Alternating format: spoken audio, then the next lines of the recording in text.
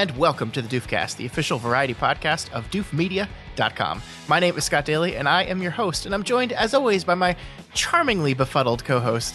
It's Matt Freeman. Oh, I'm terribly sorry. Please don't get up. Oh, forgive me. And this week, we are joined by a very special guest. It's a Doof partner and one half of the dynamic Pale in Comparison duo. Malia Hamilton, welcome to the show. So glad to have you. Yay, I'm really excited to be here. Yeah, it's going to be a fun time. We're trying to get as many of our Doof partners on the show as possible. And since both of you guys are new, we thought it'd be a great opportunity to have you on the show. And we're actually going to talk about a movie that you brought to us, a movie that you said you wanted us to watch and discuss. So, Malia, what are we doing here? What we talk about? We're watching Sense and Sensibility. It's my favorite, I don't know how to describe this, like kind of direct adaptation of a Jane Austen novel, but it's not necessarily my favorite adaptation of a Jane Austen novel. Okay. Oh, interesting. We're gonna have to get into that. Yeah, it's a lovely movie. It's kind of old, but just it's a story about two sisters and, you know, marriage and economics and all the lovely Jane Austen staples. So Indeed. So our main segment of the evening is going to be a full spoilers discussion and review of Sense and Sensibility, and then we're going to move on to something else that I think is near and dear to Malia's heart. We're going to be talking about the trailer for the Wheel of Time television show that dropped last week. I'm going to have you both kind of explain this thing to me, because I'm on the outside on this one. It'll take a while, Scott, but we can do it. And then we're going to wrap up the episode with Matt talking about the latest movie in the Marvel Cinematic Universe. For once, Matt's seen a movie that I haven't, so he's going to lead the discussion about Marvel's Shang-Chi and the Legend of the Ten Rings. Did I get that full name right, Matt? I haven't seen it. So. Yeah, more or less. All right, so that's the show. Let's get right into it and talk about Sense and Sensibility. This year, only one motion picture will bring you all the surprises that life and love can offer. The air is full of spices. Marianne and Eleanor, as different as two sisters can be. Do you love him?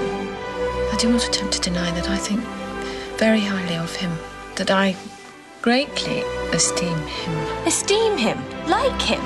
Eleanor's not like you or me, dear. She does not like to be swayed by her emotions.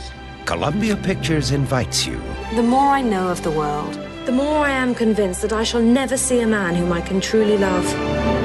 To find romance. Marianne, you must change. You will catch a cold. What care I for colds when there is such a man? You will care very much when your nose swells up. You are right. Help me, Eleanor. Matt, what is this movie all about? Rich Mr. Dashwood dies, leaving his second wife and her three daughters poor by the rules of inheritance. The two eldest daughters are the title opposites. In case you didn't catch that. Thank you, IMDb, for your flawless movie summaries. Whoever wrote this was just like, I'm so clever. Yeah. I don't know if you folks caught who the Sense and the Sensibilities were. This is a movie that was written by Emma Thompson, as Malia said, based on an adaptation of Jane Austen's novel of the same name. It was directed by Ang Lee and stars Emma Thompson, Kate Winslet, Hugh Grant, and Mr. Alan Rickman. All right, Malia, let's jump right into it with you. You obviously said this is one of your favorite movies of all. Please examine that statement you led the episode with. Okay, so as some of you out there might know, Jane Austen is my favorite author. I've just kind of accepted it. My favorite story of hers is probably Pride and Prejudice. It's the first one I read, and it's just so good. So Sense and Sensibility actually doesn't make like the top 3 in my favorite stories of hers. But there are so many different like film adaptations of Jane Austen stories, and this is, in my opinion, the best one. The Keira Knightley Pride and Prejudice, the 2005 version, is like good, but too like sappy-ish. I don't know, something about it. The soundtrack and the cinematography are incredible, and everyone is very beautiful. And then like I like the 1995, I think, BBC adaptation of Pride and Prejudice, but like you might as well just read the book. It's incredibly comprehensive, whereas this is a nice balance of like they're adapting things, they're making things more interesting. I think it might also help that I actually saw this movie before I read the book. So I think my favorite Jane Austen adaptation is Clueless. Clueless is an adaptation of Emma, which is probably my least favorite Austen novel because Emma is like really awful, but like Cher in Clueless is like really just trying to like do her best and be a good person, and like makes a bunch of silly mistakes, and I love her and that movie, and it's a classic. The Lizzie Bennet Diaries is also a really amazing Austen adaptation, kind of in the middle between like a straightforward adaptation like this movie and like Clueless, because it's like, what if Lizzie Bennet, the protagonist of Pride and Prejudice, lived in, you know, modern times and had a vlog. So everyone is still very much like the characters from the book, but updated. So I'm curious. Out of all these things you just listed, none of them were Pride and Prejudice and zombies, and I'm wondering what. Okay. My problem with Pride and Prejudice and zombies was I picked it up because I, you know, love Jane Austen, and I was reading through it, and the parts that weren't written by Jane Austen just stuck out to me too much.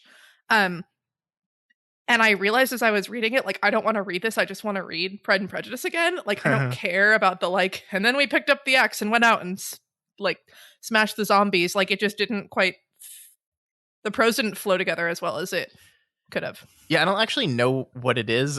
Is it literally just Pride and Prejudice, except they like edited in some lines where they hunt zombies? I don't understand the conceit. Okay. Yeah, it seems like one of those gimmick cash-in things of which there have been several, like the Shakespearean Star Wars. Which I own that. It was bought for me as a gift, and it's like, yeah, it's cute. Okay, I get it. Yep. So Matt, I'm curious what your Jane Austen experience is coming into this movie. Well, I saw Clueless when it came out in the 80s. And yeah, that's it. All right. I mean, I'm not too much better than you. I did the only Jane Austen novel I've read is Pride and Prejudice, and I only read it a few years ago, and I loved it. I've meant to go back and read the rest of Jane Austen. I just haven't had the time yet, but I really enjoyed the hell out of that novel. I think you know, you kind of go, oh, it's that's 19th century, right? When Jane Austen wrote, I think like the books. Mm-hmm. The books take place in the 17th century or the 18th century a lot, but I think she was writing in the 19th, right? Yeah, I think that's right. But I think like you hear like 19th century novel and you think it's going to be stuffy and hard to read, but like Jane Austen is so readable, and she's so funny, and it's so witty. It's like British dry witty humor, but like more clever than anything else you ever read. I don't know. I really fell in love with the way she wrote. And I had never seen this movie. Matt, had you seen this movie? No, I'd never seen this movie. And I mean, it was funny to me how quickly I was like sold, because the almost the first scene is this delightful. I mean, you were just talking about how funny it is.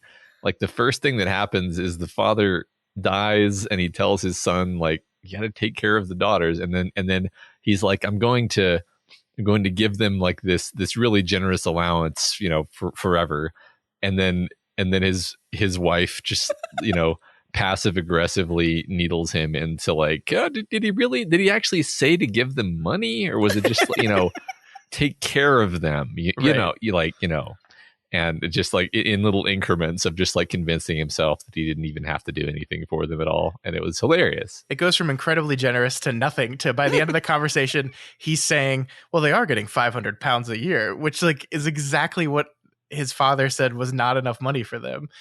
It's great. I mean, I his wife is such a wonderful character. I think I can't remember the line exactly, but she says something to the effect of like, everyone lives forever when an annuity is involved. Yeah.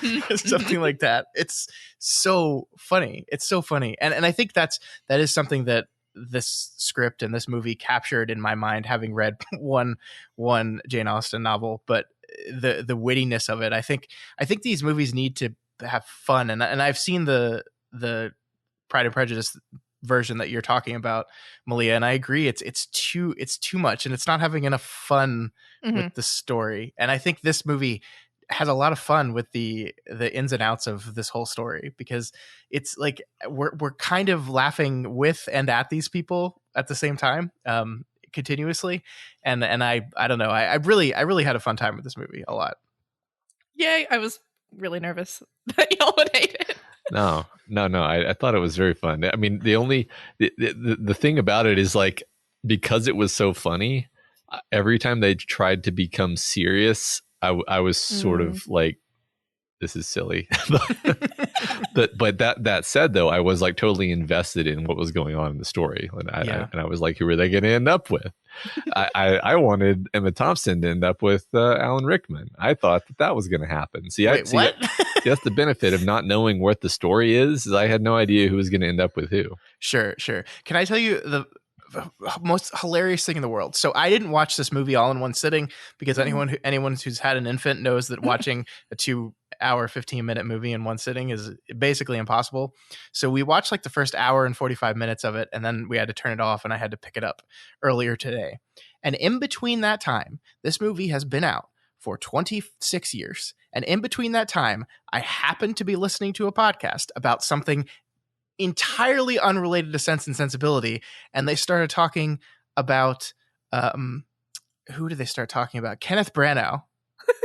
and as some of you might know, Kenneth Branagh and Emma Thompson were married for a while, and I think they split up exactly the same year this came out. And then so suddenly it pivots from Kenneth Branagh to Emma Thompson to Sense and Sensibility, and then suddenly they're spoiling the ending for me.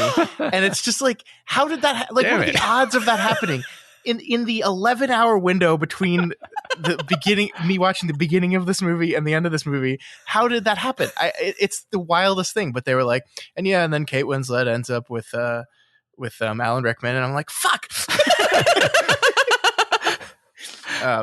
But it's just wild that happened, because like, I mean, it literally had to have slotted itself in that perfect window that no one else would have had, because no one would have like stopped at the exact point I would. But yeah, wild. I think that is part of the fun, Matt, though, is kind of figuring out who's going to end up with who and how this is all going to work. And I will say that Malia, you've read the book, so how old are these people supposed to be? Because the biggest trouble I had with this movie was like, I knew how old all these actors were, and I was like, okay, but who are they? What age are they playing? Do you know? Yeah, they're supposed to be a lot younger. I think Marianne is like 16. Okay. Okay. So like, Elizabeth Bennet is 21, the protagonist of Pride and Prejudice, and she's like getting close to like old maid status. Yeah. So I'm pretty sure it's like, I'm actually just gonna Google it really fast, but I think it's 16 and 19 or something. Because I know Emma Thompson at the time of filming is my age right now. She was 35 going on 36 at the time of filming, which if she's playing a 35-year-old in the movie, that's like ancient, and for to be not married at that time is like ancient. And I know Kate Winslet is 20, but I also read, weirdly enough, that Kate Winslet actually originally auditioned for the Lucy role, and then when she got there just lied and said she was there for Marianne. And like her agent put her up for the Lucy role, but she got there and just said, no, I'm here to read for Marianne. And no one checked. And so they auditioned her, and then they loved her. But that's so weird to me, because I know Lucy is like, she's very young in this movie. Like, she looks like she's supposed to be like a 9 or 10-year-old. So Kate Winslet was 20 at the time of, maybe they were just going to age up that character and they decided not to. I don't know. It was a fact I didn't quite. Do you mean Lucy or do you mean Margaret? I don't know. Like their younger sister or the... Oh, yeah, no, I think I was confused. You're right. I think she was out for the Lucy Steele role. I just confused who the characters were. Yeah, that makes a lot more sense in my head. Yeah. Yes. Lucy, who was playing the secret fiance of Hugh Grant's Edward. Mm-hmm. Got it. Names, they're tough. They're tough. Yeah. So in the book, Eleanor is 19 and Marianne is 16. So that is one thing where it makes a lot more sense imagining Marianne as a 16-year-old. Like, it helps with her behavior. Yeah, definitely. I mean, as the summary said, these are the sense and sensibility of the book is these two characters. And of course, Alan Rickman is 50 years old when he was filming this movie. And so him, like, I mean, I understand that was a lot more normal back then for very older gentleman to be with someone very young, but I did like the Alan Rickman, Kate Winslet pair up. I was just like, man, this is weird. I couldn't get over it. Well, that's why I thought he was going to end up with Emma Thompson, but apparently I was off base because I was thinking about that too much. Yeah, he did. It just took 8 years and an entirely different movie in Love Actually. Yeah. And then he didn't even appreciate her. Yeah, what a jerk. Not at all. I really enjoyed. This is it's very fun. It's very fun. It's like Harry Potter for grown-ups because please explain this. Much like children like to imagine that they are going to a wizard school, grown-ups like to imagine that they live a life where there's nothing to do except ride horses and hunt with rifles and then just like get involved in romantic misunderstandings, and that's your whole life. Yeah. It's very like that's what makes it fun, is you're just like it's pure fantasy, right? It's pure like yeah you get it. Yeah, I get what you're saying. It's all interesting here that there's like a background of class examination in this movie, but not like not they're definitely go from a place of privilege to a place of, I'm not even going to call it poverty because they get lucky, but they're supposed to be like their class is supposed to have shifted downwards pretty significantly, but that's almost like plot setting and not like part of the conflict. It's like part of the conflict is not them overcoming poverty or anything. It's just kind of a backdrop for how they get into the situation they're in, which I thought was interesting. Right. I think Eleanor is talking to Edward at the beginning of the movie when they're like preparing to move out of Norland. And she says like, but you can like you will inherit your fortune. We will not even earn ours. And it's like, there's this like, when you think about like class structures during that time, there's kind of like this like barrier where if you're above that barrier and you're a woman, like you do not work. Yeah. And like falling beneath that is like unthinkable almost in a Jane Austen novel. And you'll see it a lot, right? Like with Colonel Brandon, Alan Rickman's like former love or whatever, Eliza, who like falls and like kind of becomes a prostitute basically. Like characters like that exist throughout Austen novels, but the way that they talk about it is though like there is something inherently different between, for instance, Thomas and Betsy, their like maid and butler person, and them, and like there's like this like weird barrier where like, you know, Emma Thompson, like you could probably go out and like work and it would suck a lot and you're not going to be rich, but like you don't do that because you're not going to die. Like you have 500 a year between all four of you or whatever. Like you still have a house that's like bigger than a house I've ever lived in, even if the fire smokes, you know, like it's just this like fascinating thing that Austen tends to wrestle with. It's like economics and then also marriage. Jane Austen never married. She was engaged for one night and then like left the guy. His name is Harris Bigglesworth. It was a ridiculous name. That's hilarious. And so there are very few happy marriages that you actually see in Jane Austen novels, even though you know they're going to end with like an engagement and a marriage or whatever. Like she has these like interesting critiques and like visions of both like class and marriage, but they're always kind of, she's coming at it from a slant where it's like humor or like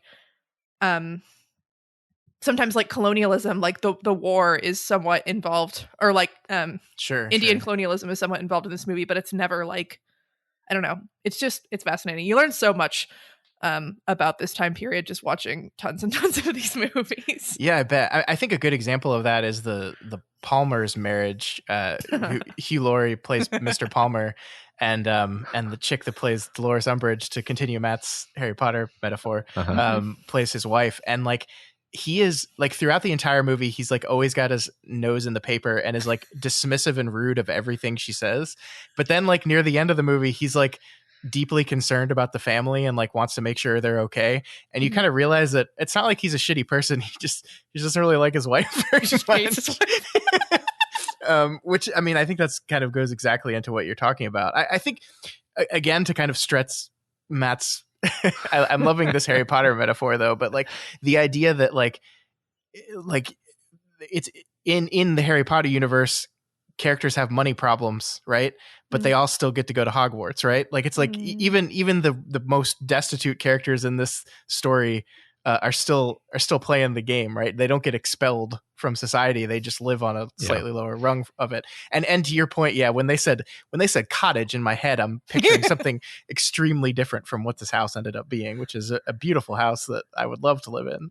But yeah, it's interesting because Americans don't have an intuitive sense of this old-timey British class system. One thing I read that helped me understand it is like the upper class never has any danger of not being upper class, but the middle class is completely dominated by status anxiety and class anxiety. Yeah, and wanting to be upper class and being afraid that they're going to fall into lower class. And interesting. And the thing about all of our main characters is like they probably don't know how to be like a house servant. The skills they have are like how to play piano extremely well, and like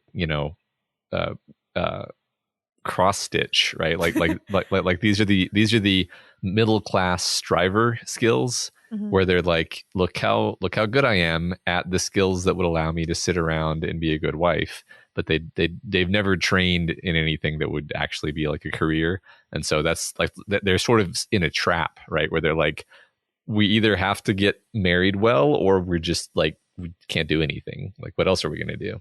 Yeah.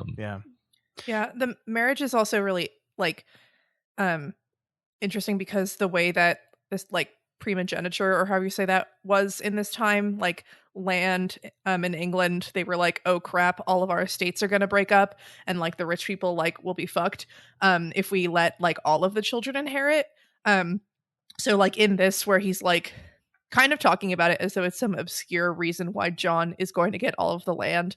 But I think that was actually fairly common, at least, I mean, in Austen's novels. And around the time, from what I understand, the noble class doesn't want their land to be broken up.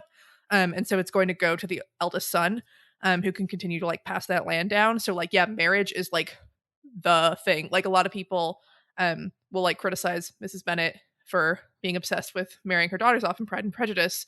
But like, that's economic security for yourself and possibly for the rest of your family, because of that arbitrary, frustrating, like it's very dramatic. They couldn't have thought of a more dramatic law. Because just imagine if the dad had been like, all right, son, since I know I'm about to die, I'm just going to give half of my land to your sister as a gift, and this will have nothing to do with inheritance. It's just a gift. Yeah, I don't think he could. Yeah. Right. Well, I think that's just a great point. And I love the way the movie, like when we see this character who is Tom Wilkinson, who Matt just keeps showing up in our podcast recently. Like it's been a Tom Wilkinson off. But he does make it seem like it is this obscure rule. Like, where it's like, because of complicated things that you wouldn't understand, son, you're inheriting everything.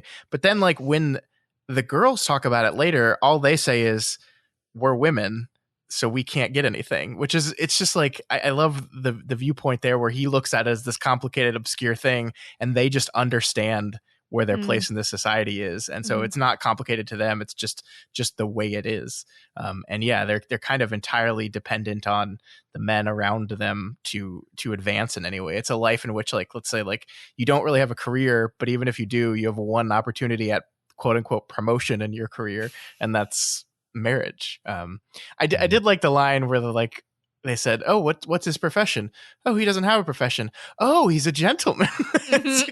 He doesn't do anything. He just is rich. That's his profession, being rich. Yep. Because younger sons in certain like levels of the class structure would have to go into the military or into the clergy or something like that, because there wasn't enough money for them to just like live off of, because all of the land goes to the eldest son. So that's like another one of those funny indicators. Yeah. I do love, I mean, like talking about, the performances, we've talked about how much I love Kate Winslet, one of my favorite actresses. I think this is the first time I've seen her and Emma Thompson like together in a movie. I don't know if they've been in other movies, but I think it's remarkable seeing these two actors play off each other. And this is Kate Winslet, fairly early in her career, and she's just killing it. And I think, I mean, it's really interesting because you see her having to be the one that is like the much more emotional, and then Emma Thompson is kind of forced to be the one who's very reserved. She's the sense and of the Sense and Sensibility, and so she can't show emotion, and so like you would think in a situation like that, Kate Winslet would just upstage her in every scene because she's like the boisterous, loud, emotional, emotive teenager, for lack of a better word. But what I love about Emma Thompson's performance in this is that because she's just such a talented actress, she's able to convey everything that she's feeling, and she can't do it through words. She just has to do it through her face. And it can't even be like obvious facial expressions. It has to be like reserved, like barely showing what you're feeling things, but she's just able to do it, like the look of an eye or the way she smiles, or like the just it's so meticulous and but you get across everything you need to. I think it's really wonderful. Like, I love Kate Winslet, but Emma Thompson is like the MVP of this. No doubt. She's so good here. Yeah. I mean, I think the whole movie is just absolutely top to bottom perfectly performed. Like, that's probably the thing I enjoyed the most about it is just watching these people just acting all over the place. Yeah, I mean, everybody just completely nails it. I mean, I think I've always enjoyed Hugh Grant, and I think this is a fun Hugh Grant role because, I mean, he's always charmingly befuddled, but there was, I don't know, I just bought him as a fully realized character here beyond just like, oh, that's Hugh Grant, you know? Yeah, I mean, like, the best thing to do with Hugh Grant is to put him in an awkward situation and see how he reacts. And I think the scene where he walks in ready to like confess his love to Eleanor and Lucy Steele is there in the background. Like, it's a perfect scene where he just looks over and sees her and is like, oh fuck. and like just doesn't know what to do. And I loved every minute of that, the awkwardness in that scene. Hugh Grant is playing it pitch perfect. It's really good. I mean, just to riff on what you were saying earlier about Emma Thompson being just so unemotional the whole movie, that makes it so much more satisfying when at the end he's like, I'm not married, and then she just bursts into hysterical tears of relief. Yeah. And you're like, yes.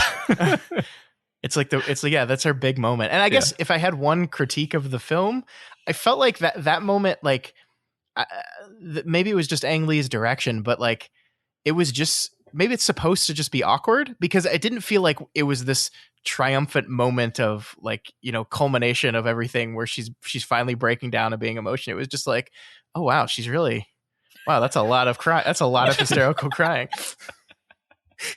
I mean, maybe that was definitely now that I say it, I think that's definitely what they were going for there. I guess I thought it was like funny, like in a way that was very satisfying. I'm just like, no, they, and like her mom and her sisters just like leave. They just leave the room. Yeah, just look at each other, glide out of the room. Yeah, it was a fun like growth moment for Marianne, kind of, because she, you know, like, after she comes back from London, she starts kind of taking on a leadership role within the house, like how Eleanor always had to shoulder. And so she's kind of the one who like leads them out of the room. But she still has some of her like fun and mischievous. They're all like trying to look into the house and see what's going on. And it's hard to imagine Eleanor doing the same thing. But I think that like one of the fun things about Hugh Grant and Emma Thompson is just like, he's Hugh Grant. He's like beautiful, right? And just like you fall in love with him immediately, especially how they're like, oh, his sister's so horrible and he did like kind of a decent thing, and wow, he's the best person like in this whole universe.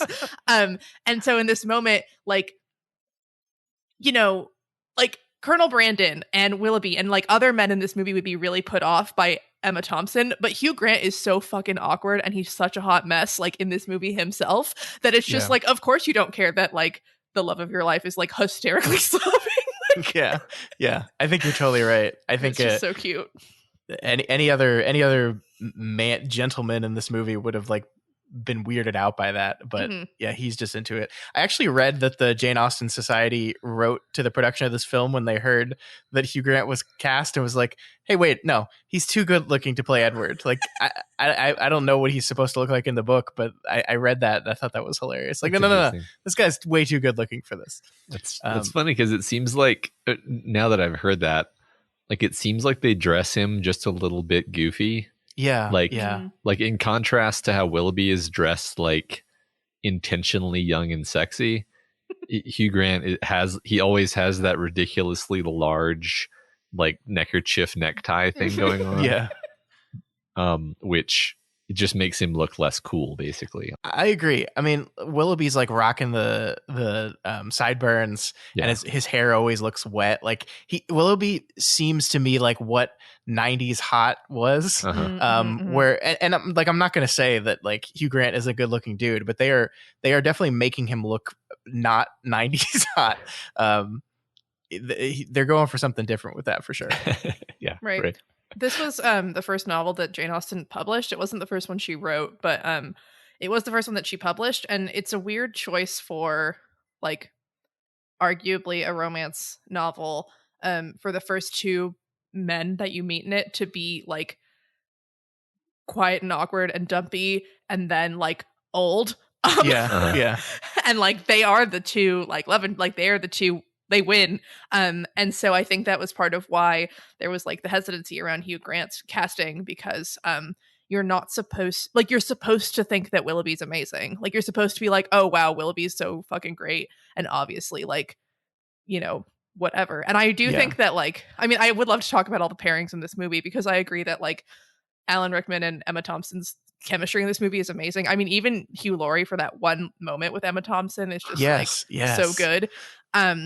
But like watching it this time, I was like, I think that like Marianne and Willoughby don't help each other grow, but they do fit really well together. Like I think that like they weren't making each other better people, but they did seem really happy. Anyway, I feel like that was a tangent, but no, I think the thing that I loved about Willoughby is like he's such a jerk, right? He's such an asshole. But then like the last moment we get with him is him standing on his horse alone on the hilltop, like looking down at the festivities and the love and the friendship and everything that's going on there. And so you end on it like in some ways it's a like, ha, you got what you deserved look, but in some ways it's like, bummer, you just weren't brave enough to like seek out the thing you actually wanted versus the thing that it was expected of you. I think that, I mean, that's that's where the sort of class critique exists, such as it is you have all these pairings that don't work for reasons that are like sociological and financial. Like the reason Willoughby drops her is because he's like been disinherited and desperately needs to like find a better match that he can parasitize off of. And he's not, you know, like you said, brave enough to just be like, I mean, to do what Hugh Grant does, which is just be like, oh, well, I guess I'm going to be disinherited because I made this promise. I mean, it's like an exact mirror of the circumstances, right? Yeah. I mean, I think the movie is this is what I kind of love about this movie because like every plot element of this movie is something that could never happen today. Like, because it's just like every conflict and every moment of like either like people feeling they have to hide something or deceit or no one actually like talking to each other. Like these are all things that our culture has moved on from generally. But like at the core of it, this idea between like what is the appropriate reaction to love, right? Sense or sensibility, right? Like what how should we react to these feelings we have? What should we do? That is something that I think is timeless, and that's the core of the story is this idea of, you know, should I be brave? Should I overreact and dive headfirst into it, or should I just be as reserved and uncaring as possible until a certain moment? And I think the interesting thing is, I don't know, am I wrong in saying that the Eleanor and the Marianne characters kind of end up reversing each other? Like I feel like marrying Colonel Brandon is a sense, is Emma Thompson-esque move of Marianne. Like I like it's not the Willoughby. It's the kind man who obviously loves you and is going to treat you well. Like I don't see that as like a passionate love affair. I just see that as like a, this guy really loves me and he cares for me and he'd provide for me. And it's not that I don't love him, but it's just not like this, it's not the Shakespearean sonnets that I was obsessed with, it's a different kind of thing. And so I find that really interesting. I don't think the conclusion of the story is that like sense is better. I don't think like it's a conflict between those two things, but I do think that choice definitely says something about what the movie views as Marianne's flaws. Yeah, I agree with you because I mean, and then the other sister ends up with Hugh Grant, which is her, her wild love that she's being all reserved about it, but she feels incredibly strongly and like beyond the point of sense. And of course, so I agree completely. Like maybe they don't reverse, but I think they both come to understand each other and they both kind of recognize like, okay, both things are necessary in this world. Sure. I just like the way that Alan Rickman's character is portrayed. Like there's so many little things that make him seem like an incredible badass where you're just rooting for him the whole time. I mean, I guess part of it's just the fact that it's Alan Rickman, but he's always doing things in the background where it's like, he's like taking care of people that he has no obligation to. Yeah. And just like being just a total mensch the whole time. And it's just, you're just like, this guy's great. One of you should marry him. He's, yeah. Well, I mean, his kindness to Edward is out of no obligation or duty or anything. Like it's not even like, yes, this is what will finally win Kate Winslet over is if I'm kind to her, the man that her older sister likes. No, it's just like it was the right thing to do, and that's the kind of person he is. And I think the casting of Alan Rickman is so brilliant in this because this is a movie where basically almost all the men are just total assholes, and Alan Rickman, at least at this point in his career, had basically played nothing but villains. And he's like the only one in this movie that is not a villain. And so like, it's kind of a very clever dodge in a lot of ways. Like you kind of think if you're a person in 1995 going into this movie, knowing who Alan Rickman is, you're probably thinking he's going to be one of the asshole characters, and he's not. That's fun. Yeah, you're totally right.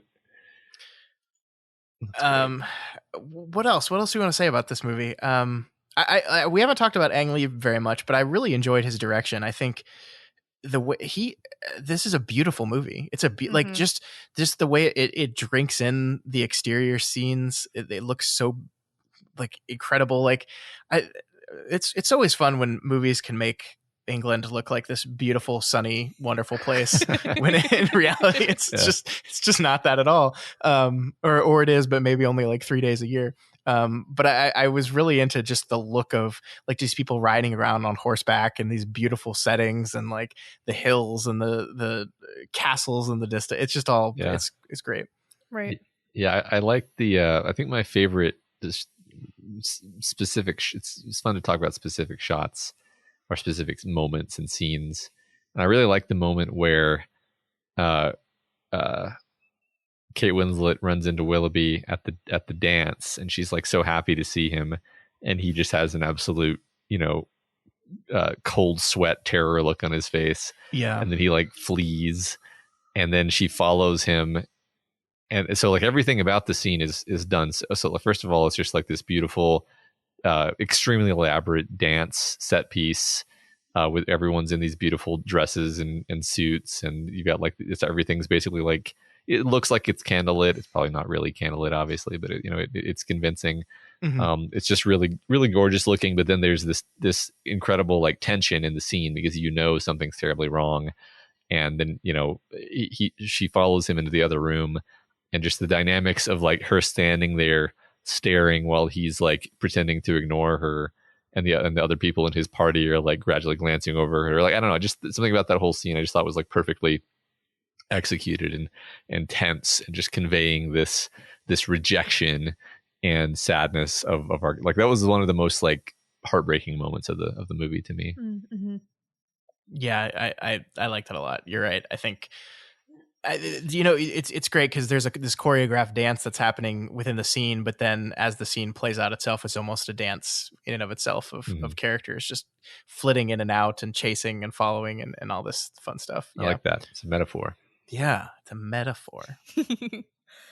Yeah. One of the things I noticed on this watch that I hadn't noticed before, since listening to y'all talk about movies and shots and whatever more, I realized there's like a parallel between the first time Colonel Brandon sees Marianne playing the piano and just like the music in this movie. I like her voice and the piano, and I love that so much. But he comes in and he's like leaning against the door and like looking at her, and I think it's like it's a really similar shot to after she doesn't die from like the fever or whatever, and he's brought her mother there, and he's like exiting out of that doorway, and he's like in the door frame when she says like, "Oh, thank you, Colonel." Like she, for the first time in the whole fucking movie, like acknowledges his existence basically.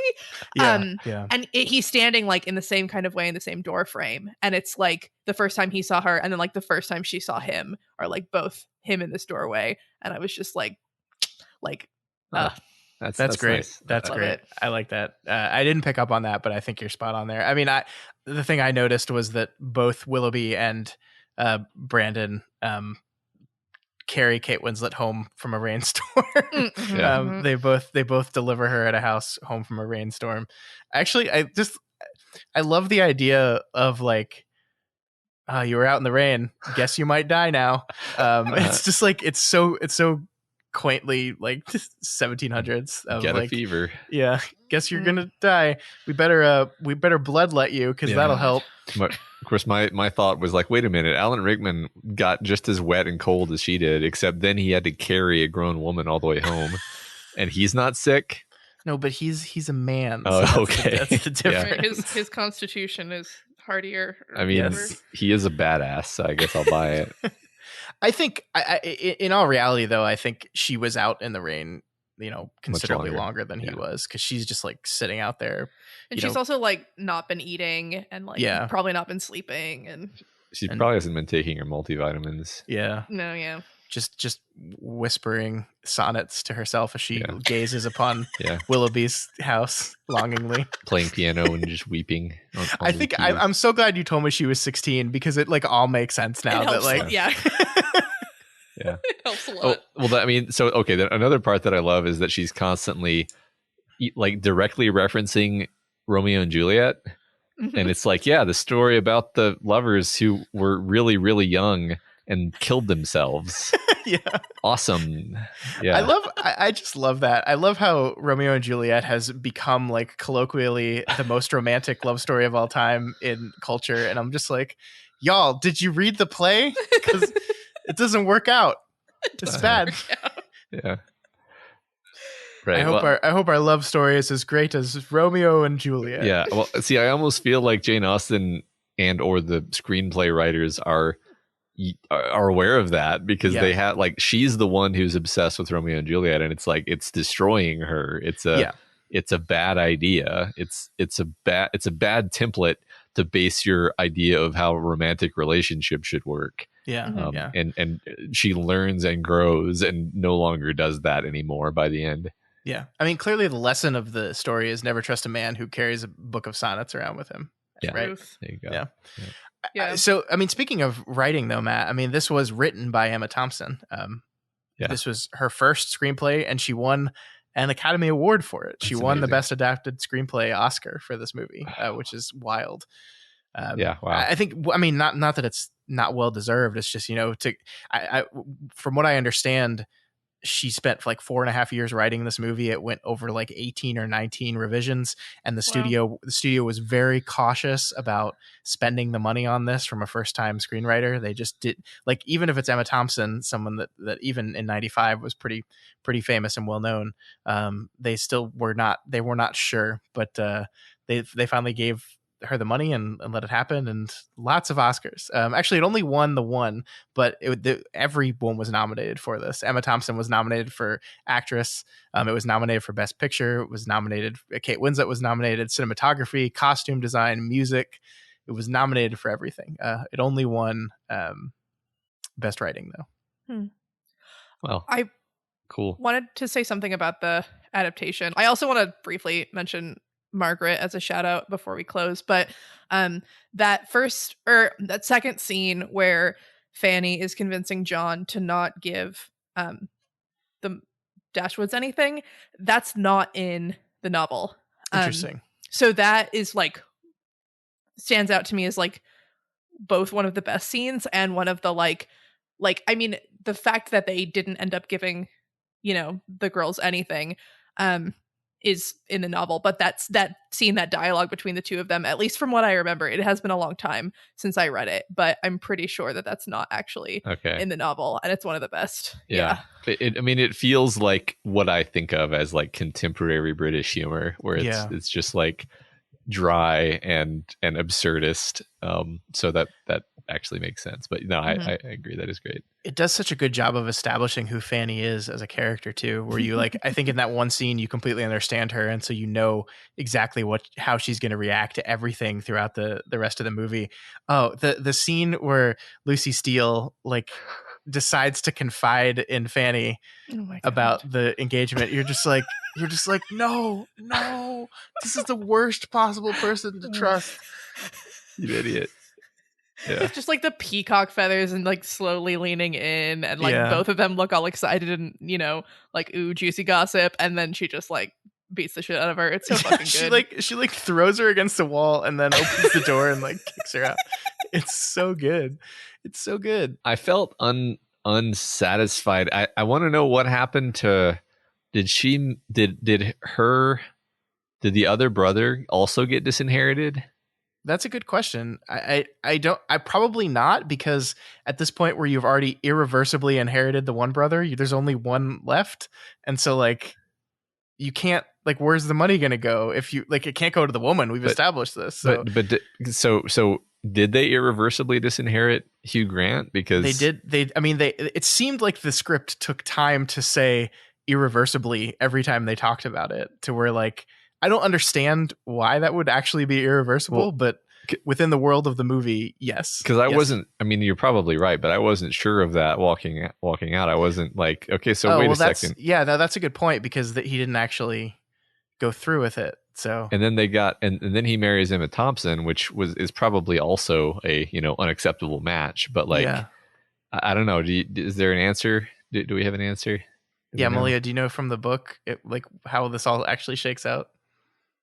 Trying to remember. I don't, because I think the thing is you can't disinherit everyone. I guess it could have gone to some far off cousin. Mm-hmm. Also, I actually pulled the novel up and I'm skimming through it, and there is that conversation is basically in it that I mentioned. So Emma Thompson isn't as brilliant as I thought. Okay. She definitely made it very punchy. Yes. So I did like how that actually shakes out aside. I thought was Thomas the name of his brother, Thomas Ferris? I think it was, right? Robert. Thomas okay. is the manservant. Yeah, there we go. I thought he was hilarious, and that was such a like, I don't want to make fun of someone who's real life, but like the way they shoot him, like it's like they're trying to accentuate how he has very large teeth, and they're like trying to accentuate that, and his like, he doesn't seem smooth at all. And so like the twist that Lucy has gone with that guy, I felt worked on me really well, because I was just like, really? That guy over Hugh? You picked him over Hugh Grant? Really? That guy? Okay, sure. They do match better. They're both a little silly and they like gossip. Yeah. Like their personalities do match better. Right. I'm gonna go ahead and say I would have picked Hugh Grant if it were up to me. I think we're meant to see that Hugh Grant is deeper and she's shallow, and thus they don't connect. Yeah, I mean, like it also could partially be like this idea that like Hugh Grant has just hurt you. You can see he's in love with someone else. He's very clearly in love with someone else. And so why would you want to force a man into a marriage with you that he's clearly not happy with? Right. It's interesting. The whole idea of like a secret engagement is fascinating. Like, isn't that a fascinating idea that wouldn't even exist now? Because it's like, what's the point of getting engaged if everybody doesn't know about it? Because it's not like it's a legal agreement at all. So that's kind of what I meant by like this. The actual like moment to moment plot beats of this would just not function in today's world. But it's still a lot of fun. Like nobody. Like everyone's lying to each other at all times, and the kind of the fun of it is that we're treated to the dramatic irony of knowing the lies. Like when Lucy first tells Eleanor like about the engagement, like we're just like, oh shit, and that's like what we get to do a lot throughout this stuff. Yeah, Joel, just the fact that like both sisters and their mom are convinced at various points throughout this movie that both Eleanor and Marianne are like secretly engaged without mentioning it to them. And they're like, we can't force them to talk about it. It's just like absolutely fucking bananas. It's like, why was this assumed? I mean, I guess like maybe I guess like maybe the fact that you even talk to a man long enough for them to like agree to this or something is like scandalous, but like how does anyone get engaged? I don't know. It was really bonkers. Yeah. I mean, there's so many moments in the movie where you're like, wait a minute, so like any man that you meet for like an hour, it's like so we're gonna get married now, I guess. Yeah, I guess we're gonna get married. This is great. Yeah, Matt, people didn't live for that long. We don't have time to waste here. I mean, I'm all for it. Let's return to Victorian England. Yeah, sounds great, man. Sounds great. And for the record, Colonel Brandon is 35 in the book, which is not great, but at least isn't 50. Yeah, that's a 19-year difference instead of a 31. Yep. Yeah, I mean, like I said, this was much more common back then, certainly. Not that doesn't make it right, but I don't know. I just like it's Alan Rickman. Nothing against Alan Rickman. I love him. He looks his age in this movie. I think he was 49. He looks 49. Like that's what he looks. And so like Kate Winslet looks 20 years old. And so like, it's just like, wow, this is something. Oh, Scott. What? Am I alone on this? That this is kind of weird? No. I mean, I don't know. I know people who are married who have a similar age difference, so it doesn't bother me that much, I guess. I'm just inured to this. Yeah, no, I want to be clear here. Like, if someone's listening out there and they have a 30-year difference with your spouse, like, I'm not judging you for it. I just, like, they just looked, like, it is different from what you think your like typical like romance story would have, right? Like it would be, we need to get the young attractive people together. I mean, that's kind of what the 2005 Pride and Prejudice did, right? Like these are the young, super attractive looking people are going to be together because that's what everyone wants to see when they go to the movie. And like, I just like, if you had told me at the beginning of this movie, yes, Kate Winslet and Alan Rickman will end up together, I'd be like, oh. But he carries her in out of the rain. He does. So I think maybe that's why they didn't have any like incredibly romantic scenes, and also just like the nature of their relationship is different. I think I remember like a sentence in the book about like how she grew to love Colonel Brandon like as much or more or whatever as she loved Willoughby. It's just like different, which is nice. And I think the thing that like squicks me out about like their age difference is the fact that she's 16, right? And again, that was really like standard. But I think if she was like 30 and he was, I don't know, math, like whatever. Sure. Yeah. Yeah. No, I know what you mean. Sure. And yeah, I mean, I think, you know, whatever happens post story, like they seem like they're going to be happy together. And it is like, I think a lot of getting older is realizing that this Shakespearean sonnet-esque love is not, even if you find it, it's not eternal. Like it's not, this isn't the way it's always going to be. And so actually finding a person like Colonel Brandon that genuinely cares for you and is willing to do all these things for you is better. What's the nice thing about movies like this is that they end when everybody gets married, and then you just say, and then they were just exactly this happy forever. And I never questioned that at all. And that makes me, I do have one last question before we wrap up this conversation. Did I miss something? Where did the baby come from?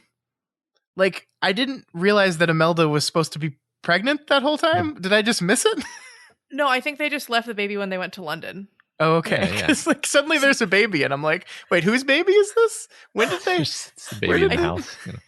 I think she isn't the one like taking care of her baby a lot, right? Of course and not. So they went to London and like, bye, baby. I hope you're still alive when I come back or something. I don't know. I did like she has an infectious fever. I would get the baby out of the house, and then she just starts screaming and running. It's like good instincts, I guess. This is such a funny movie. I loved it. I did want to mention in terms of like thinking about the future. I spent a lot of time thinking about Margaret this time, and I'm like, okay, Margaret has some like tomboy, energies, and then part of me was like, is Margaret like a lesbian? But like maybe she's just like supposed to be a little bit younger than she appears as well. Because you can see her go on her own little like mini arc in the background of this movie where like she wants to go to London and like she wants to do stuff, and at one point her mom is like, when you don't have anything to say, like just talk about the weather. And like when Edward shows up at the end of the movie, she like comments about how they've been having really nice weather. Like Margaret is like, I mean, and that like both is exciting and breaks my heart a little bit because like she's not necessarily like Captain Margaret at the end of the movie. She uses her treehouse to like spy on the romance, not to like hit Edward in the knee and tell him to be her pirate servant or whatever. And I just sort of wonder like I think about this in a lot of Jane Austen novels, like what happens to the other daughters, and like these two or her sisters are like well enough off that she probably like marry someone like relatively well off and like is fine and whatever. But just being like, is Margaret a lesbian? Like, what does Margaret want from life? Yeah. I mean, I think it's really interesting because just using the image of the atlases makes it seem like Margaret is the type of girl that like she really wants to go exploring. She really wants to see the world and experience the things the world has to offer. That's why she's obsessed with maps and this treehouse and exploring. And it doesn't seem like there's any room for that in this society. It just doesn't seem like that is going to be a lifestyle that is acceptable to anyone around her. And she is, we kind of see her at just as swept into, like when she first met Edward, you're right. All she cared about with him was like the fun stuff he would help her do. And it was this kind of very, childish relationship where like, here's this fun guy who allows me to like, do the things that I want to do and doesn't judge me for them. But then by the end of the movie, her only concern is for her sister's relationship with this man. And she still likes him, but like it's much more about her sister. And so you kind of, a negative read is you kind of see her sucked into this world that's going to destroy Captain Margaret and leave just another lady, Right. This is fun. That's so negative. I thought she was just growing up. She's just growing up. She's just growing out of childish things. I mean, I'm not saying you're wrong. I didn't. None of that occurred to me. I was just like, oh, she's growing up. That's nice. She's becoming more mature. I mean, there's definitely still some of that. Yeah. I mean, I think more like, I think functionally, she is a character whose purpose is to serve the story, and so like show that Edward is a caring man by showing that he's willing to kind of play along with her imagination games and like do the thing where he pushes the atlas under the table with his foot, and that's like the first thing he does that makes you like him actually, because he's so reserved, but then he does something like that and you're like, oh, like so he's actually aware of his surroundings and thoughtful. He's just a goober. And like so that's like a good sort of functional piece of storytelling, but like that's, no, I agree, it's his kind of save the Margaret moment. Yeah that endears you to, I'm sure. No, I understand you think it's negative, and I like everybody can have their take, it's fine. But I mean, I do think there is, I haven't read a lot of Jane Austen. Obviously, I haven't seen all the movies based all this stuff, but there is like the women that are successful are the ones that understand what their lane is and they play in their lane. And that's like both these women kind of play in their lane, and that's like their challenges and the conflict and the stuff they overcome is in this very specific prescribed lane. And that's just kind of the way the story is written. And so if you'd like, yeah, what would the story have been if like, what if Eleanor just doesn't want to get married? Yeah, right. like there's no room for that in this kind of story. Just out of my curiosity, does Jane Austen write any books that are challenging to the status quo of her time, like intentionally so? And this is, I mean, it wouldn't be like a criticism if the answer was no. It's just like, is she trying to be an entertainer, or is she trying to be a social critic, or both, or because I'm so unfamiliar with Jane Austen, frankly. Yeah, I think I would argue that it's both. It's not necessarily more explicit than it is in this book, though. Mm-hmm. There's a story where she's writing about a girl who gets sent off to live with her like rich aunt and uncle, and she's like raised with them, and she has like 12 siblings, and her family is fairly poor. Like they're not middle class. And like the way that they treat her and a lot of that is like really interesting and more of a commentary, I think, because she's like somewhat treated like a servant, but she's also like kind of like an adopted-ish child. Like she's not there to be a servant, but she plays this like weird role in the family. And there's more instances with people like Eliza and Beth in this movie where you'll meet a couple more people who have like really fallen into lower classes. They're usually about women who are skirting the edge between the middle upper classes, and like are afraid of falling. And okay. I think it's in there, but like it's the plots of them are like these people fall in love. Yeah, but no, I mean, I think she's fitting it in around the edges, and she's showing, you know, the collateral damage of the system. Which another point that I think Scott said earlier is like she's maybe writing about a time that's a bit prior to her own time, which means perhaps she's criticizing the era that you know, it would be like us writing novels about people in the 50s, maybe. I don't know this, by the way. I'm just full of shit, actually. But well, I think I was kind of a bit off on the timeline because it looks like she died in 1817. So yeah, she was youngish. She was born 1775, I think, because the year before the American Revolution. So yeah, she was writing like, or her style is the one right before like Victorian, nonsensicalness.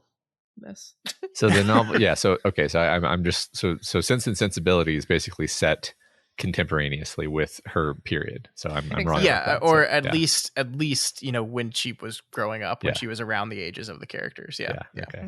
I mean, I think you know, just the idea that like here's a woman writing stories about women in the 18th century is in itself like pushing against the status quo, right? I mean, like, not that there weren't women writing, but that they just weren't published as much, and people weren't paying as much attention.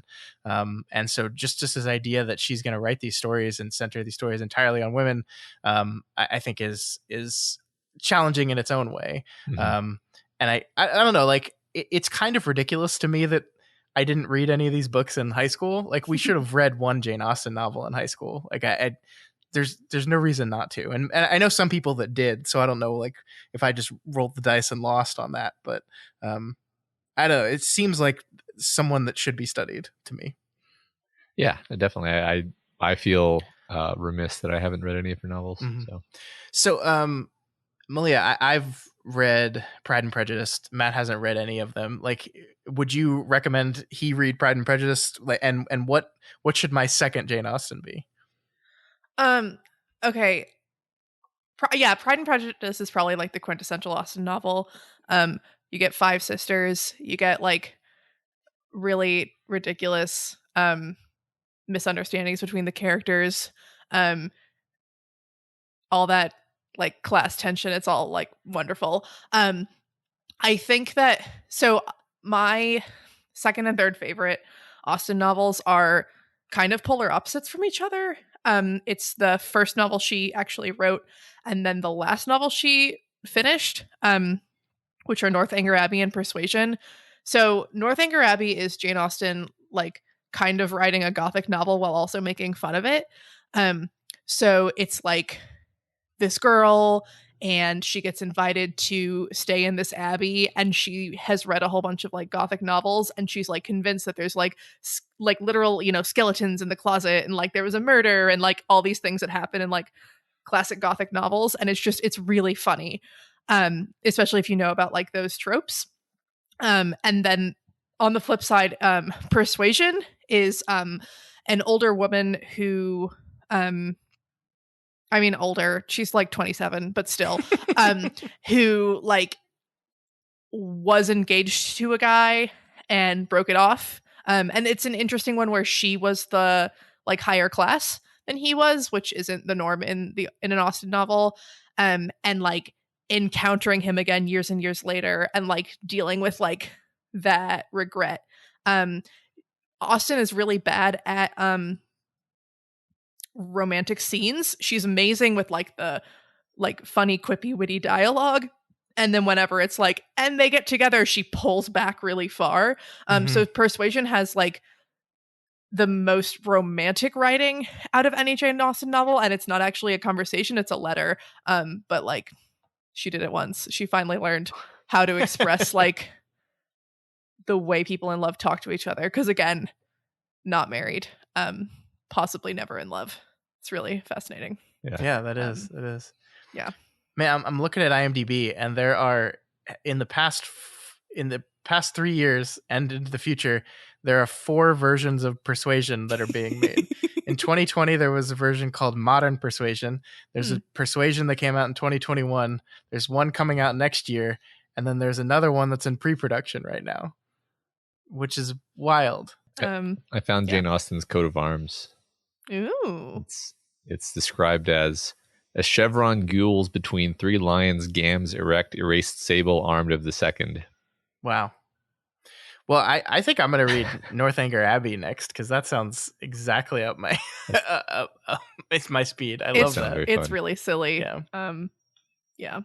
The last thing I'll say about this movie is I couldn't help but think about while I was watching it that in 2021, this is definitely a 10 episode miniseries and not a movie anymore. Like I don't if they make another version of Sense and Sensibility, it's going to be a TV show. Like I just don't see them making a movie out of it anymore, which is, I mean, I don't know if like I'm saying that's a bad thing. This is a pretty long movie, and getting to stretch it out over like 6 episodes or something would maybe focus on the characters a little more. Not that I thought that was lacking, but it's just no more movies. TV is everywhere. Yeah, well, the British were already doing that with like BBC miniseries for Austen. Yeah, that's true. But it is kind of nice to sit down and watch, like absorb the whole narrative. Because even if the Marianne being sick scene and like Eleanor freaking out is a little bit like tonally different from the rest of the movie, it's still, I don't think that would hit as much if you're like, okay, it's been 2 weeks. Oh yeah, she's dying. Cool. Oh yeah, I forgot. Catch me up on that. Could you bloodlet her a little bit more for me? Have you seen, Malia, the 2020 version of Emma with Anya Taylor-Joy? No, I enjoyed it. I did. I mean, on the list. I love Anya Taylor-Joy, and I think she plays a very good, incredible jerk, which is perfect for Emma, because this is perfect. She's the worst. The costuming and the colors in that movie are just really, really good. It's very bright. It's almost like it's almost like they don't care about reality, because like the way Emma's dressed, it's like it's way more colorful than it ever would have been, but in like a really fun way. It's very stylistic, and I liked it. Yeah, so I'll have to check that one out. Yeah, for sure. That's cool. Yeah, this looks. I'm looking at the picture. It looks great. Mm-hmm. I think it got nominated for a costuming. Yeah, it didn't win, but makeup and hairstyling and costuming it got nominated for. Yeah, because it looks so good.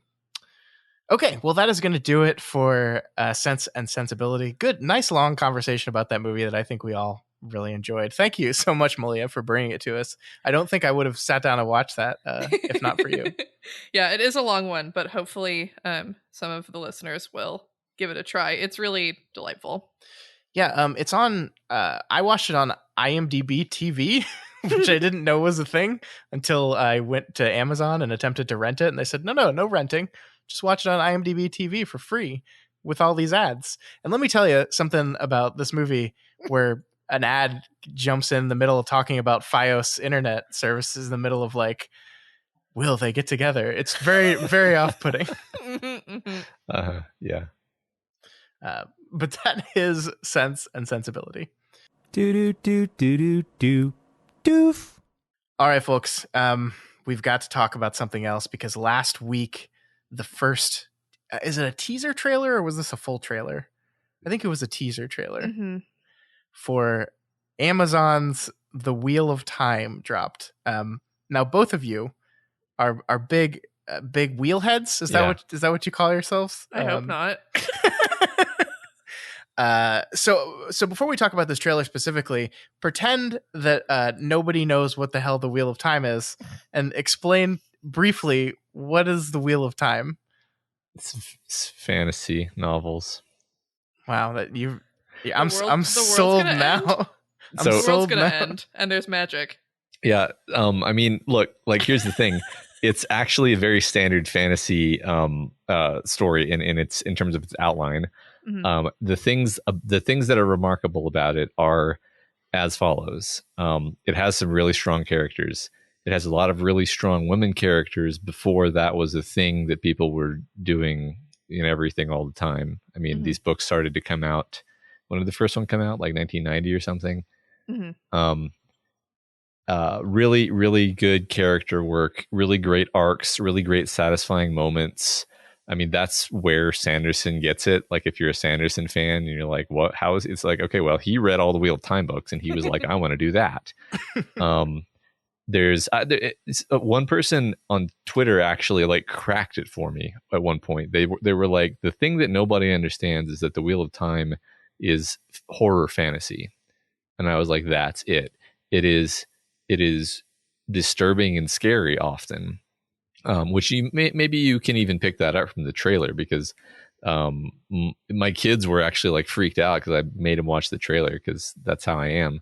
And it shows the Murdral, it shows the Trollocs a little bit, and it's like, oh, it's scary. Like they actually made it scary, which is exactly correct because it is scary. It's scary in the book. So that's where you start. The way you don't explain the Wheel of Time is do what I did when my high school crush asked me, and then I just like told her everything that happened in the books in detail. Oh no, that's not helpful, right? So it's and the trailer looks really good. I'll let Malia talk now, but yeah, I'm excited. Yeah. What is the Wheel of Time?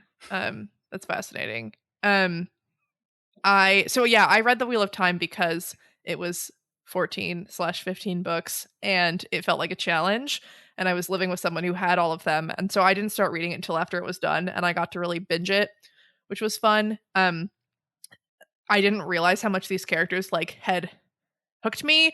It felt to me like it was like, oh, okay, like here's some tropes, here's some basic fantasy, whatever. And it wasn't until much later in the series that I realized like how attached I was to all these characters. Aside from the things Matt mentioned, one of the things I love about the Wheel of Time is the world. There's the concept, right? The Wheel of Time. So it's like a cyclical universe where things are going to come back around, but like slightly different. And you'll get all these like fun references in the book to real events that are really fun to suss out. They tell stories of like, oh God, what is it? Basically it's like they're telling stories about like the Cold War and like Queen Elizabeth and like John Glenn going to space, but it's like when you're just reading it, you don't notice, then somebody is like, hey, look at all those like funny things that Robert Jordan is trying to say. Like, so like the Wheel of Time is set either like in our far distant future or our far distant past, which is a fun. Yeah. Yeah. It was fun. I mean, there's a lot that's great about it. I mean, I thought the one power magic system is it doesn't really follow Sanderson's rules, but I always thought it was an incredibly compelling magic system. And then there's like 18 other things happening. There's like dreaming magic and wolf magic and evil city knife magic. Malia knows what I'm talking about. I'm probably leaving some out, actually. There's the like omen. Oh, there's unexplained luck magic. There's weird doorway magic. I could keep going. God, yeah, no, it's fun. It's really fun. Like that's the thing. Like it's, you know, the pilot. I can kind of already tell that the pilot of the show is going to be like the beginning of the first book, right? Obviously, that's an obvious thing to say, Matt. Thanks, really helpful, Matt. No, but like it's an intentional homage slash subversion of the way the Lord of the Rings begins. It's like literally exactly the same way the Lord of the Rings begins, except it like it's you know that you're going in a weird different direction because Gandalf is this young woman and the Black Rider. It doesn't have I'm not going to spoil things, but like it's very clever and it's very fun. And I overdid it as a teenager, and then I wasn't able to think about it seriously for many years. But I'm excited about this TV show. Yeah. Okay. So here's the fascinating thing to me about this series. Obviously exists in TV show format because of Game of Thrones. Because of the success of Game of Thrones. And one thing I did that was fun, and this was not an original thought, I heard this on a podcast, but one thing that's fun to do is watch the trailer for this show and then watch the very first trailer for Game of Thrones and like just see how much the world has changed in between those two. Because like the first Game of Thrones trailer is cut and put together for people that have HBO for The Sopranos. And so and I think this kind of worked perfectly because Game of Thrones was absolutely a series that Song of Ice and Fire, at least, was a series that kind of like slow rolled the really high fantasy stuff. The Wheel of Time, from what I remember, is not. That stuff starts right away. And I think the trailer accurately reflects the idea that, oh no, we're doing this stuff and we're doing it right away. The thing I'm curious about is whether this connects with an audience. So like obviously folks like you are definitely going to watch this because you love the Wheel of Time. You're going to be there for all 8 episodes of the season. You'll be there for season 2 as well. I'm interested. The thing I'm most curious about this thing is, does this thing have any hope of reaching a wider audience? And I got to say, folks, the trailer didn't leave me a lot of confidence in that regard. Like, not that it's a bad trailer. I don't think it's a bad trailer, but I was trying to put my head in the mindset of a person who doesn't read fantasy novels. Like the casual Game of Thrones watcher who picked up on that show because it became so ubiquitous in culture that they felt like they had to. And then by the time it got really crazy with dragons and magic and shit, they were already invested. Is that person going to even give this series a try? And I just don't think so. I don't know. I think that they are really banking on the fact that Game of Thrones was such a phenomenon, and a lot of people, like, you know, there were lots of dragons and there was lots of fire and there was just like people on horses and shit. And it's like, okay, people have accepted this as like kind of exciting. Like I like the new like logo or whatever for the show, but it is like that snake that spirals around is very like the flaming wheel or whatever they had or the crown in the Game of Thrones one. Oh yeah, it's designed to remind you of Game of Thrones for sure. Yeah. Right. The thing for me that I'm wondering is, it seems like they're like, this is Game of Thrones, but like women are in charge, and like I don't agree with that interpretation of the Wheel of Time universe, and I'm curious as to how setting up that expectation of like, this is all about, you know, like this magic lady and this other lady who pushes her into the water, and like, oh, there might be a redhead. Oh, that guy, was there a wolf? I don't know. And like, that's not what this series is. And like, if that's what they're doing, I don't want it to just be like, yeah, girl power. Which it feels like there's a little bit of like, yeah, girl power. Yeah. I think that Robert Jordan's universe is a bit more interesting than that. I don't think it's nearly as feminist as a lot of people think it is, although I think that it was very, like, it made a lot of really awesome strides in the fantasy field. But I'm curious as to, like, how they're transitioning this story. Like, how are they going to keep on the girl boss train the whole time? Or are they going to kind of go and be like, okay, this is what the Wheel of Time is about? Yeah, that's interesting. I mean, I'll say that probably the knave gets more of my favorite moments than Rand does personally. So like, sure, yeah. So and she's not even a quote unquote protagonist, magical protagonist, right? So I think they might be changing that. I've heard that it might be, instead of 3 people, it might be 5. Which is interesting. I mean, that sort of could make sense too. Like, yeah, the premise here on Wikipedia says she takes a group of 5 young people on a journey around the world. Yeah, but I'm thinking 2 of those are Nynaeve and Egwene. But anyway, so like the thing that's important to me is like, so everybody says The Expanse is really great. I've only really seen the first season, so we did an episode on it. And it seems to me that like the key to making The Expanse work was just like understanding what the dramatically important bits of the novel were and translating those, right? And so like, if you understand what are the dramatically important and like pivotal, interesting, emotional, resonant, powerful parts of the novel, and you translate those, then you can probably leave a lot behind. And the thing about the Wheel of Time is there's a lot of cruft. Like there's there's a lot to leave behind. There's a lot to leave behind. So like, I mean, it'll be interesting to see how few episodes it takes them to get through the whole first book, because it's a long book. I that's what I'm curious about. Like, the 8 episodes season 1, season 2 has been greenlit already, actually, and they're filming it right now, I believe. But I don't know like what I haven't heard anything about like what their plan is, as far as like, hey, it's like 16 books, right? So it's like, hey, we're going to do this in 8 seasons. We're going to do this in 6 seasons. Like, I haven't heard anything about what that is. And it's probably because they don't want to lock themselves into anything. And sure.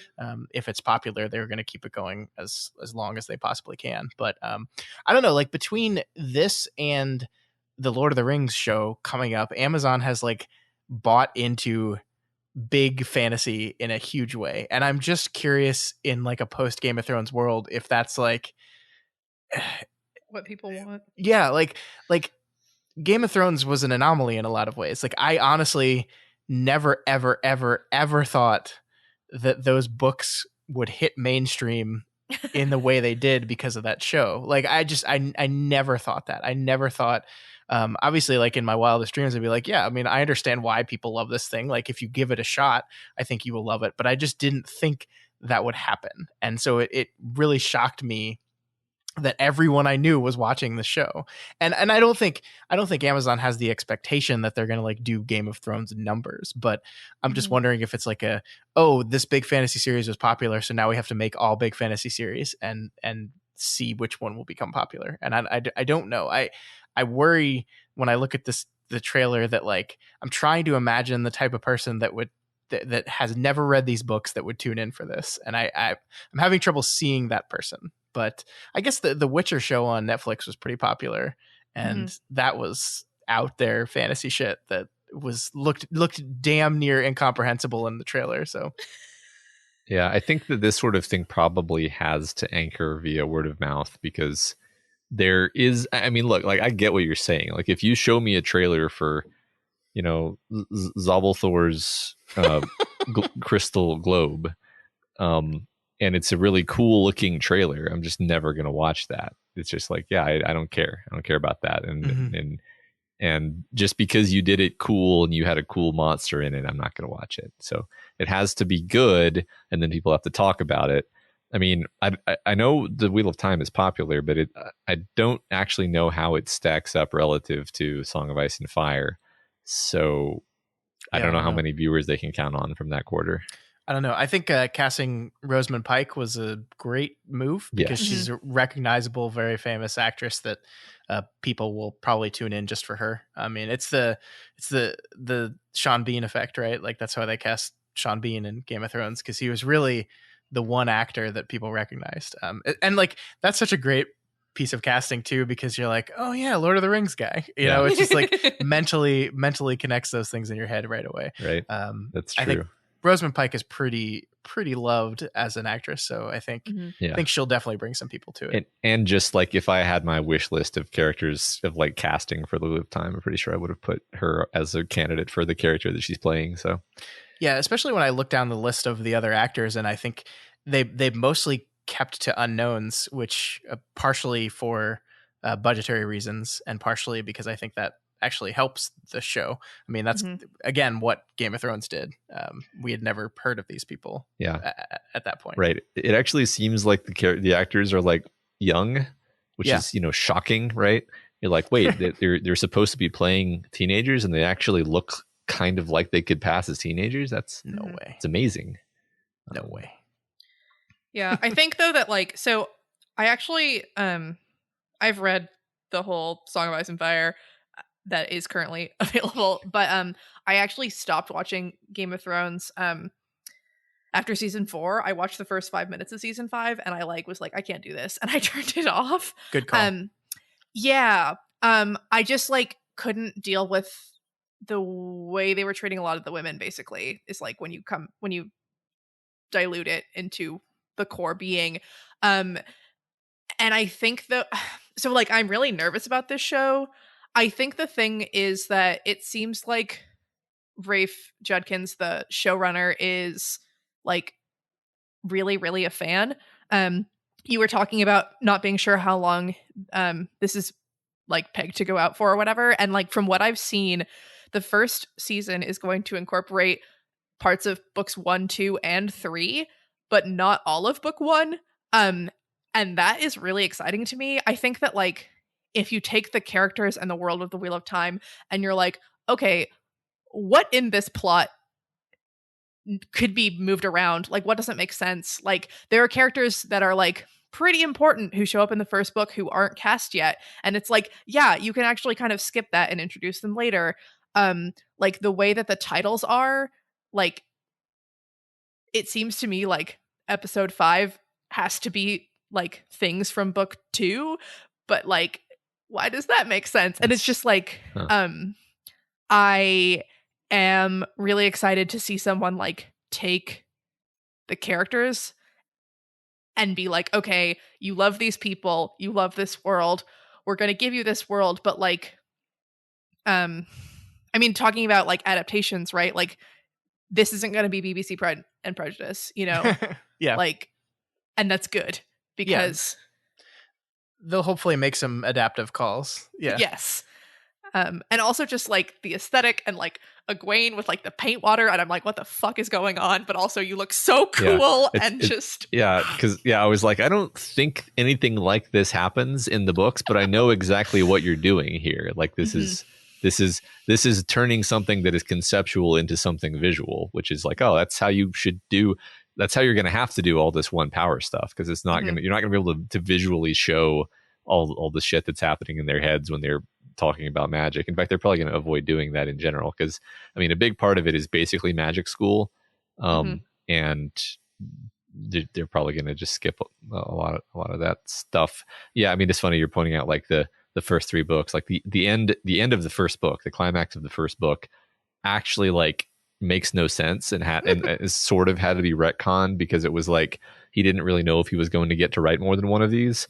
So the end sort of serves as what could be like a climax to the series, and then he's like, actually, that was a red herring. It didn't actually do. That's not what actually happened. So they'll probably just not bother with any of that, right? Yeah, we'll see. I could see them having like certain aspects of it, but not in the same like plot way. Yeah. Yeah. I'm really excited to see what someone can do with taking, again, the characters and the world and the conceit and being like, okay, the world's gonna end. Here are our characters. What can we do to make this like actually work for a TV audience and not a man who takes 50 words to describe like one dress. Yeah.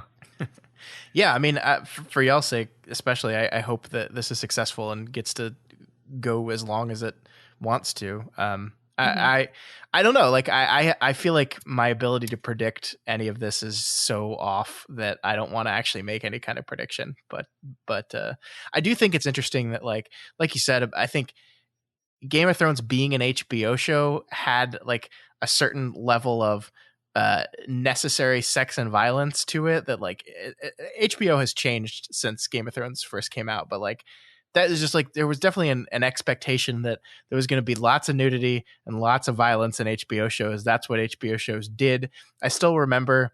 I don't remember if the Stargate SG-1 was HBO or Showtime. I don't remember, but I still remember the first episode of SG-1 having a naked woman in it because it was on one of these movie channels, and so that's what we had to do. And then like that's the only episode that has that in it, because then they were like, oh no, we want to do something else. Actually, we don't want to do this. And I wonder, being on Amazon, if this is not beholden to that same kind of thing. And obviously, as I said, HBO has changed. So are they going to need to? Do they feel the need to like play up the sex and violence to 11 because that's the expectation? Probably not. I mean, I think I haven't, like I said, I've read a few of these books. I remember basically nothing about them, but they're much less horny than George R. R. Martin's books are. or at least there's a lot more cutting to black. Yes. And the visual image of Song of Ice and Fire is like a beautiful ruby studded breastplate that's like spackled with shit and mud and blood. Mm-hmm. Whereas the visual touchstone for Wheel of Time is like beautiful soaring minarets of a city made of marble and colors and just brightness, which is what's coming across in the trailer. Tarvalon looks so fucking good. Yeah, right. Everything visual, like that's one thing I'll just say. Like I don't really care if it's like a good show. Like I just want to see, like it's just going to be so pretty. Like you can just tell from the trailer that's going to be really pretty. I just really like what they're doing with the aesthetic. Mm-hmm, mm-hmm. Well, cool. Well, maybe we will chat more about this show when it comes out in November 19th. The first 3 episodes are coming out. Okay, wait, I wanted to ask Scott, why are they doing that? Do you know? Is that releasing the first 3 at once? Yeah, I've heard of 2. I've heard of all of it. I've never heard of 3. Yeah, I think that's the Amazon's kind of. I think that's what Amazon typically does. So they keep changing. So everyone's like experimenting, and because they have such good data mining, they can like try something new with each show and then like see what the viewership numbers look like. But I think for a while that this was Hulu's strategy, where they would do 3 at once and then 1 a week. And I know Amazon has been messing with that, and some do 2 every week. They drop 2 episodes every. It's everyone's like trying new things. So I think the idea is you binge the first 3 to get you hooked, and then you watch. Then you wait week to week. So they're trying to get best of both worlds with that. Cool. I don't know. Well, we'll see. We'll see. I mean, maybe in this case, sometimes just like the way the episodes are structured, like you don't want to have to wait a week between like a cliffhanger or something, or so like someone viewing it said, no, we need the resolution of this thing that's brought up in episode 2 but resolved in episode 3. We need this to be there right away, or people are just going to get frustrated and bounce off. So I don't know. It's like the crazy thing about the streaming services is they are collecting every single piece of data that exists about your viewing habits. They know when you pause, they know when you turn it off, they know how long before you come back to it, they know how much of the credits you watch, they know which episodes, if an episode is 42 minutes or an episode is 37 minutes, which you are more likely to get to the end of. They know, and they collate, and they track all of this stuff, and it's insane. It's just insane. So whatever your viewing habits are with a Wheel of Time, Amazon will know about it. Yeah. I mean, it seems to me like 3 episodes is like a good enough chunk that like you binge, and then you're like, oh, where's the rest? And then that just increases the odds you're going to come back. Yeah. And like talk about it to other people and keep the conversation, I guess. Yeah. All right. Well, that is Wheel of Time. Those 3 episodes are premiering on the 19th of November, so a couple months away. And then the rest of this season is going to run through up till, I think the final episode drops on Christmas Eve. So there you go. Merry Christmas, everyone. And season 2 is filming right now, so who knows when that's going to come out. And then I think next year is when the Lord of the Rings show comes out, so it's a very good time to be Matt Freeman. It is. I mean, shit. There's like Dune coming out. There's Hot Topic Batman's coming out soon. That's going to be fun. The Matrix is back. I showed my kids the trailers without prefacing like what it was, and of course they recognized what it was, and that was very satisfying. Nice. Okay, Matt, let's wrap this episode up with another movie that just came out. This is the newest film in the Marvel Cinematic Universe, Shang-Chi. I don't think Malia and I have seen this movie yet, so talk to me about this movie, Matt. Was it good? It was really fun. It was way more fun than I guess I expected. Like, so here's the thing. I'm going to fully avoid spoilers as fully as possible, but I'll just say, like, this is a martial arts action movie. It is doing the martial arts action movie things. It is making sure that you get adequate density of awesome kung fu, well choreographed fights, well executed, generally well shot. There's one sequence in the movie where it's just like, I just can't see what the hell's happening, but that's fine. Everything else is beautiful, just very, very aesthetic. I mean, I think a lot of people have criticized a lot of the Marvel movies for just like being like a muddy disaster visually, which they probably have a point, but like this movie seems very crisp visually, very, very beautiful. Just from a very different sort of aesthetic sensibility than the others. It's fast paced. It's much funnier than your average Marvel movie. It has Awkwafina in a central role, and she is absolutely hilarious. My favorite part was when my daughter is like, it sounds like Sisu, because she's Sisu the dragon. So that's just fun. Everyone loves Awkwafina right now, and including me. She's having a hell of a year, that's for sure. Yeah. I actually thought that the plot was more like heartfelt and touching than probably like 80 or 90% of the Marvel movies. Like, and I'm saying all this as a Marvel fan too, you know? So I really did enjoy it. I recommend it especially if you're a Marvel fan. And it also, just like if you're a martial arts fan, because they really did a good job with that part. Oh yes, last comment. The 10 Rings power is the coolest thing ever. I think the Iron Man suit is the only other Marvel superhero power that I think is roughly as cool as the 10 Rings and the way they execute the 10 Rings in the film. And that may not even make any sense, but like when you see it, you're just like, I wish that I was 9 years old so I could run around the playground and pretend that I have the 10 rings, and I might just do it anyway, even though I'm 35. So I'm curious, and I guess try to answer this as best you can without spoiling it. But I think the biggest problem I have with these kind of one-off Marvel movies is that they tell this really interesting, grounded, great personal story in the first 2/3, and then the third act is the big CGI explosion fest. I mean, this is kind of my exact problem with Black Widow. It was honestly a problem with Black Panther as well. Is this a thing that happens in this movie? There is a CGI explosion fest in the third act. But I think that it kept things centered where they needed to be, mostly. I'm not going to say that it's like perfect. Like, it definitely falls into the Marvel, like if that's a thing that bugs you, it's like, yeah, okay, that's in there. But it doesn't neglect the heart of the film when it goes there. Cool. Yeah, I mean, that's my biggest concern is, like, I think that stuff works fine in in the movies that that I enjoyed, and it works less fine in movies where it feels like we've just shifted to a completely different movie now. I think also it's just so much more visually cool and gorgeous that, like, the fact that it's a CGI monster fight, it's like, yeah, but this one's actually really good. So that makes a difference. Okay.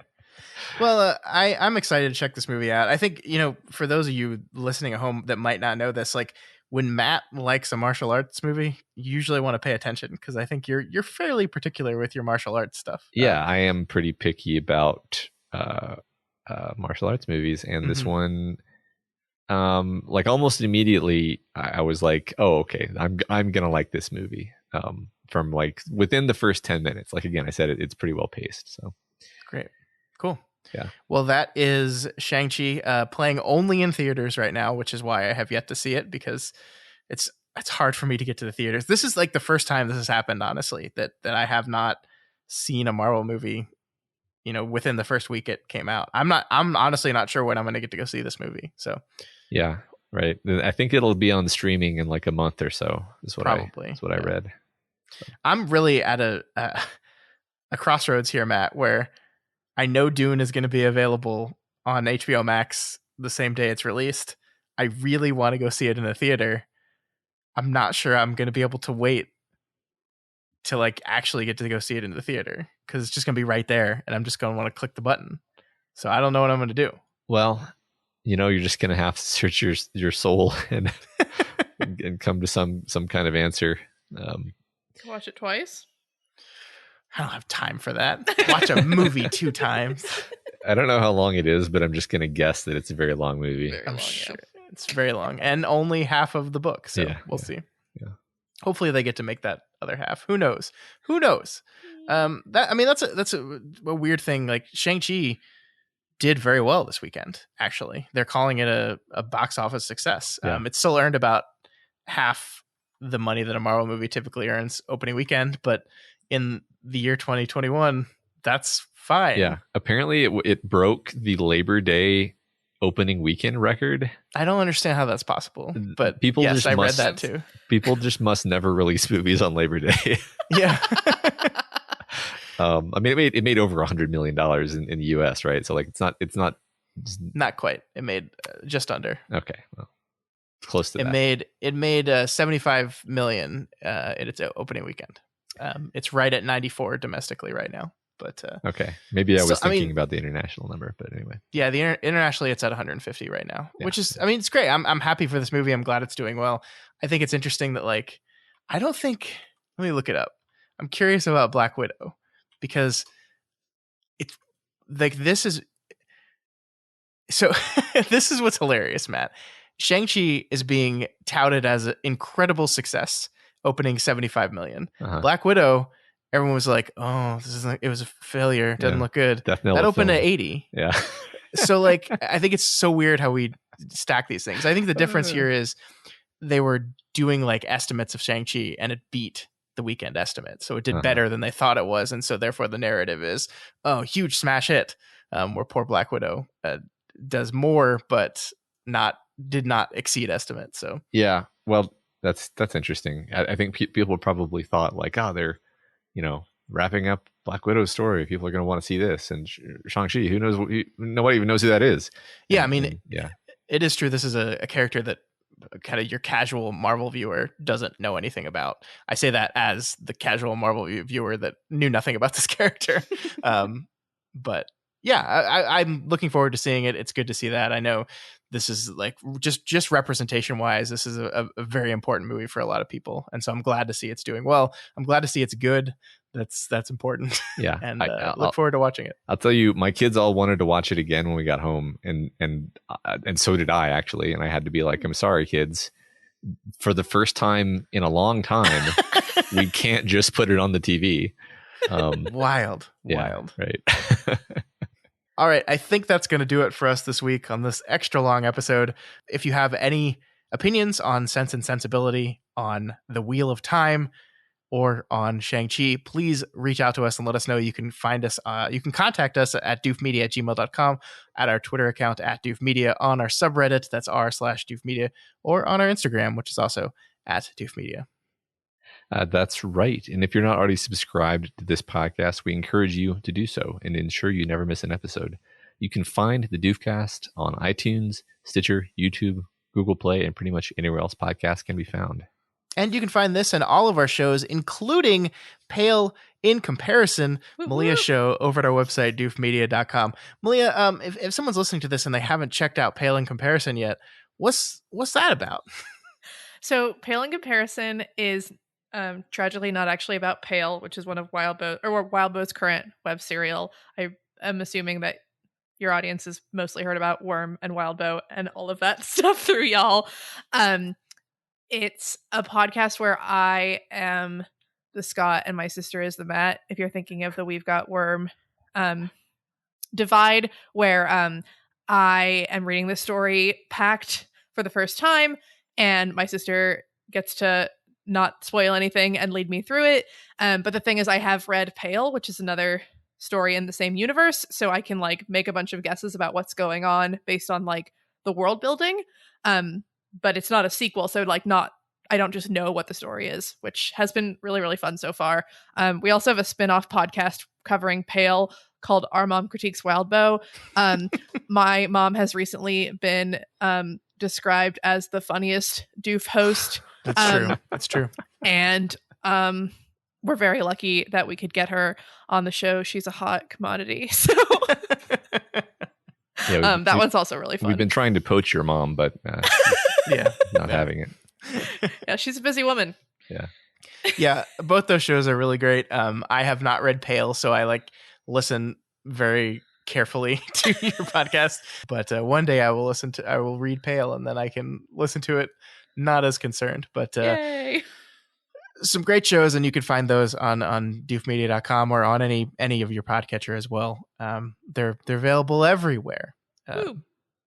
Thank you so much, Malia, for being on this episode. This was a lot of fun. Again, you brought us a movie that we would not have seen or watched normally. So I love these episodes where I can just kind of jump in to something I would not have seen and then have a great conversation about it. So thank you so much. Yeah, thanks for letting me bully you into watching this movie and using my sister's pregnancy and future maternity leave as an excuse to do so. It's really, really refreshing being able to like respond to y'all and like when you're talking about a movie and have you answer back. So it's nice. Instead of just screaming into the void. Yeah. Sorry, everyone. Yeah, just start a podcast and maybe you can come on the show too. Yeah, right. Yeah. Of course, if you want to support this show and Pale in Comparison and all of our shows on the Doof Network, you can become a patron of Doof Media. You can head on over to patreon.com/Doof Media and pledge at any of the available levels there. There's a bunch of fun stuff. There's bonus episodes. There's getting to vote in fan art contests and short fiction contests like the Do the King Thing short fiction contest vote that is happening right now and wraps up this week. So if you are a patron and haven't participated in that yet, what are you doing? Yeah. But if you're not, there's still time. Please, for God's sake, go vote in the please, go vote in the Do the King Thing contest. Yes. Yes. Also, please consider rating and reviewing the Doofcast on Apple Podcasts, because each review does help us get more exposure and introduces new people to the content that we make here. Yeah, you should. If you're listening to a podcast, you should go review them all, because that really does help those people. If you like those people, review them, give them 5 stars. And it'll help them, and do the same for us. Yeah. we being one of that thing. We being presumably in that list. All right. That is going to do it for us this week. Next week will be another one of our Council of Doof episodes. The vote on that is still ongoing, so we don't have a title for you folks just yet, but make sure you follow us on Instagram and Twitter if you want to see what we will be covering next week. Either way, it's going to be a good time, but we'll see you all next week.